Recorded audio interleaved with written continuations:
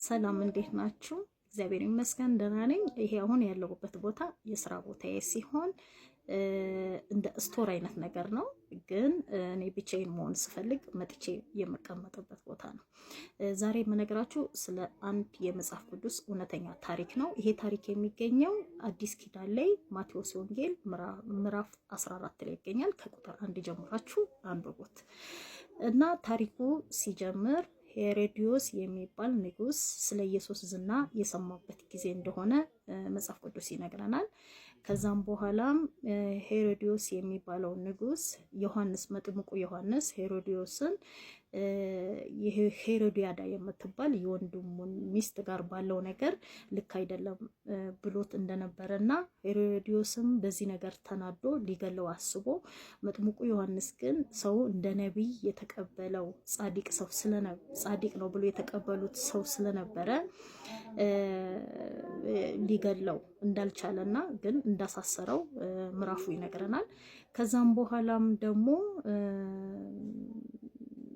የሄሮዲዮስ ልደት ነበርና በዛ ልደት ላይ የሄሮዲያዳ የምትባለው ልጇ ዛ የሄሮዲዮስ ልደት ላይ ዘፈን ዘፍና ነበረ። በዛም ዘፈን ደግሞ ሄሮዲዮስ በጣም ደስ ብሎት ምን ላድርግልሽ ብሎ ጠይቋት ነበር።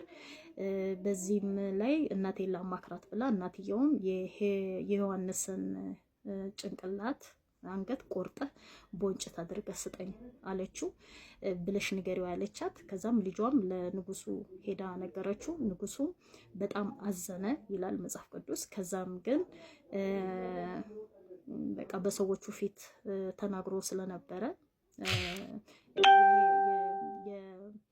የዮሐንስን አንገት ተቆርጦ ቦንጭፍ እንዲመጣ እንደፈረደና ከዛም ተቆርጦ መጥቶ ለልጅቷ እንደተሰጣት ልጅቷም ለእናቷ እንደሰጠቻት መጽሐፍ ቅዱስ ይነግረናል። ከዚህም በላይ ያው በድኑን ወስደው እንደቀበሩትና ከዛም በኋላም ኢየሱስም እንደሰማ ከዛም ወደ ምድረ በዳ እንደሄደ ከዛም ብዙ ሰዎች እንደተከተሉትና ሰዎቹንም አይቶ እንዳዘነ መጽሐፍ ቅዱስ ይነግረናል። በዚህ ታሪክ ውስጥ በጣም የገረመኝን ነገር ልንገራችሁ፣ ለሁላችንም ትምህርት የሚሆነን ነገር ማለት ነው። እዚህ ምድር ላይ ስንኖር 70 ወይም 80 ዓመት ነው። በጣም የምንፈልጋቸው ነገሮች ወይም አሁን ያሉን ነገሮች ወይም ደግሞ ያሌሉን ነገሮች ሁሉ የሚያልፉ ናቸው። ሰማይና ምድር ግን አያልፍም። እኛ የመጣንበት የተጠራንበት መጠራት ወይም ደግሞ እግዚአብሔር ለኛ የሰጠን የዘላለም ሕይወትን ለመስጠት ነው። ያንን ያክል ዋጋ የከፈለው ኢየሱስ ማለት ነው።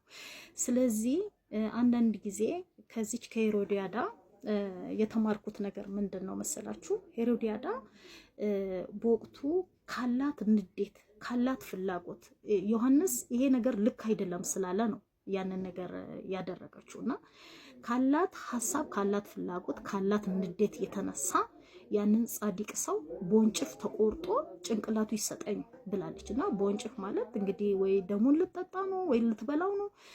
ምንም ከሰው ማለት እንደ ሰው ምንም በቃ እንዴት እንደዛ እንዳሰበችው ራሱ በጣም የሚገርም ነው። በጣም ያስጨከናት ነገር። ስለዚህ አንዳንድ ፍላጎቶቻችን የሚያልፉ ናቸው። አንዳንድ ንዴቶቻችን የሚያልፉ ናቸው እና ዘላለማችንን በወቅቱ ለተሰማን ነገር ብለን ዘላለማችንን አንጣ።